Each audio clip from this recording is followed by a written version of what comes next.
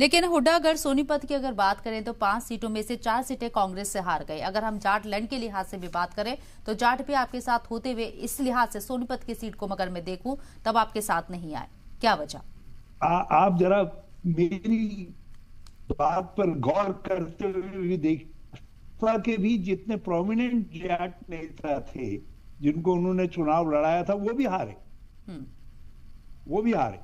ऐसा नहीं कि अकेले कांग्रेस के जाट नेता या कांग्रेस को उसका नुकसान हुआ, लेकिन भाजपा को कम कीमत अदा करनी पड़ी क्योंकि नॉन जाट के पोलराइजेशन से बहुत सारी सीटों को जिनको निश्चित तौर पर हार रहे थे उन सीटों पर मामूली मार्जिन से वो जीत गए।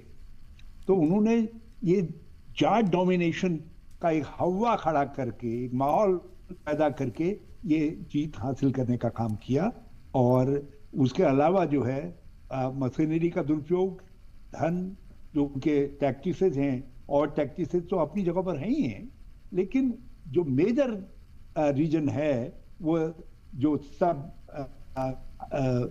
समाचारों से दूसरों से भी जाहिर हो रहा है कि उन्होंने जाट के डोमिनेशन के खिलाफ जो है लोगों को एक करके भाजपा ने अपने को जो है गैर जाटों की हिमायती पार्टी के रूप में पेश किया। आम आदमी पार्टी और एनसीपी को आप किस हद तक जिम्मेदार देखते हैं, क्योंकि 14 ऐसी सीटें हैं जहां पर कांग्रेस इन सीटों को निकाल सकती थी, लेकिन कुछ निर्दलीय उम्मीदवार और आप कैंडिडेट की वजह से ये सीटें आप हार गए।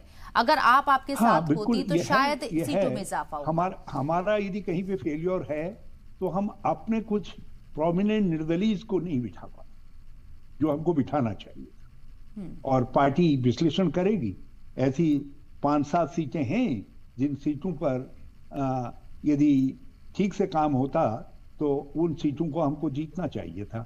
और आप पार्टी ने भी हमको नुकसान तो पहुंचाया, इसीलिए हम उनसे कह रहे थे कि भाई 5 सीटों पर आप लड़ लीजिए, लेकिन अब वो तो एक के नाम पर कुछ इस तरीके की इतनी सीटें मांग रहे थे कि उससे फिर हार जाते। उनको 1 सीट लोकसभा की देने के कारण जो है हम 2 सीटें जो और जीत सकते थे लोकसभा में हरियाणा के अंदर, हम उन सीटों को हार गए।